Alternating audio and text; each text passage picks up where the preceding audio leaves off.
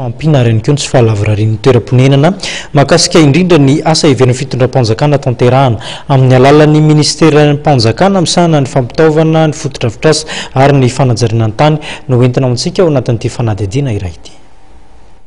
Apetraky ny eo anivon'ny ministera mpanjakana misahana ny fampitaovana ny fotodrafitrasa ary ny fanajariana ny tany fa zava-dehibe ny fametrahana politika pireneny momba ny fanorenana trano. Raha ny fanazavana netiny ministra mpanjakana Rivo Rakotovao dia eo ampandrafetana ny politika sy ny paika momba ny fanorena trano, politique de logement, ny fitondram-panjakana ary any amin'ny fisasan'ny volana septambra no ho fantatra firy ny fanorenana tanterahana. Anisan'ny zavatra lehibe ezahantsika olona tamin'ity firenena ity amin'ny 10 taona ho avy dia fanarenana ny elanelana misy be loatra amin'ny fitombon'ny mponina sy ny filanana ohatra fotsiny resaky ny trano. Ny trano dia miaro be karazana io fa ny tena hoe zana dia ny trano mba ahafahan'ny olona mahazo trano ara-dalàna amin'ny vidiny takatry ny fahefa-vidiny ihany koa. Sarotra mampiray an'izay nefa zay ny ezaka ataon'ny fanjakana satria voalazako teo hoe zo fototra ny fanana trano. Zay zany ny ezahana ary zay no mahatonga le fampandrosoana atao tsaintsy mirindra ary io no natonga le voalazako teo ihany koa zany ny jerevana ny tany mpanjakana satria fantatritsika tsara fa ny tany tokoa ny lafo, tena lafo tsy ahafahan'ny olona manangana trano. Eo zany tsika ny fanjakana tsy maintsy mametraka politika ahafahan'ny olona mba azo an'ireny tany ireny amin'ny fomba mangarahara, amin'ny fomba tsy miangatra. Le tsy miangatra ny resahako hoe mba hiparitaka erany Madagasikara le izy any ambanivohitra na andrenivohitra dia mba ezahana. Zany tsy ho vita hoe tenenina androany zany dia vita amin'ny herintaona satria voalaza teo koa zavatra misy zavatra tokony ataontsika ny 70 taona lasa 30 taona lasa tsy natao dia ezahana tserikely nefa mba ho atao aingana koa satria tsy andry an'izany intsony ny vahoaka satria sahirana ny vahoaka amin'ny zavatra izay atao. Mety hoe fanorenana firy isa-taona eo ny eritreretan'ny fanjakana hoe tato ivoaka zany zay afaka atao koa mitapaka ny septambra eo satria manao mivinavina amin'izao fotoana izao. Tsy azo tenenina fotsiny le izy marina hoe azo natao tanjona fa tsy zay zany lalana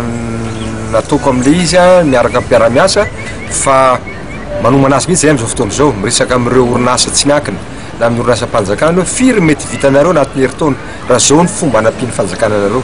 ka afaka fotoana fohy raha ivolana eo raha tena Andriamanitra dia amoaka an'izay zay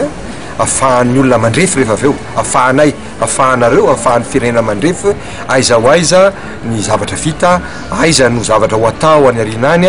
inona no azo natao akaikely mba ahafahana manarina an'izany. Tsy andeha irery ny fitondram-panjakana amin'ny fanorenana trano fonenana fa hiaraka amin'ny tsy miankina araky ny fanazavana. Io tany mpanjakana io ny tena lehibe io satria zay voalazako teo hoe ny tany dia lafo be eto amintsika na ny ambanivohitra any zao fantatritsika raha makeny Ambohidratrimo nareo dia miakatra be vidin'ny tany eny. Fanjakana nefa manana tany lehibe eny fa mila arindry zany zay ny fanampiana lehibe azo fanjakana atao. Zay ny mahatonga antsika zany manarina ny resaka fanana tany io mijery an'izy amin'izao fotoana izao fa aiza dolo tokoa moa ny tany fanjakana dia misy ny fotodrafitrasa lehibe toy ny lalana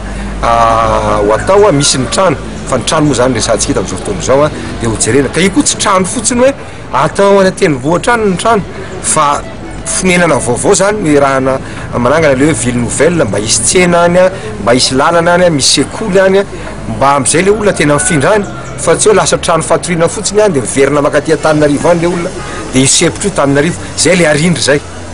ny arindra antsika zay hoe ahoana tokoa moa le olona mipetraka teo isotry nandritry ny 10 taona izy dia lazainao hoe andao hifindra ary amin'ny 30 km raha ohatra ny zavatra daviny andavanandro mbola ao Analakely daholo dia apahan'ny olana fotsiny vaovahanao fa na amin'ny lafiny ekonomika ary tsy mety zany satria le olona mbola be da be indray no laniny hiverina makaty Antananarivo. Zany ny tena asan'ny fanjakana zany ary zay moa ny ataoko hoe tombony nefa manahirana amin'ny ministère zay tantaniko satria tsy manana tolotra eo raha manontany ny olona aza ihany sinsisa tsy manana trano sy tany fandaminana ny tany zany tsy ho vitanao androany mety tsy ho hitan'le olona rapitso kanefa fa tenenina zany fa zay ary ny ifanapahan-kevitra ataoko hoe lehibe mbola tsy nisy teto amin'ny tantaran'ny Madagasikara ny hoe fanakanana amin'izao fotoana izao ny fivarotana ny tany mpanjakana mba azahoana mandamina azy ny tena fa zavatra hoe ataoko hoe fanehoana lehibe ny eritreritry ny fanjakana mba handamina an'izany ahafahantsika manao zavatra mirindra ary aradrariny ary fantatry ny maro ny fomba hitondràna azy. mikasika manokana ny fisian'ny osika samihafa momba ny fananantany izay raharaha betsaka amin'izao fotoana izao eny anivon'ny fitsarana dia nilaza ny minisitry mpanjakana fa ilaina ny fahamelon'ny rehetra. Ankoatr'izay dia nambarany fa anisan'ny ezaka ho tanterahana ny fampafantarana ny olom-pirenena ny lalàna momba ny fananantany.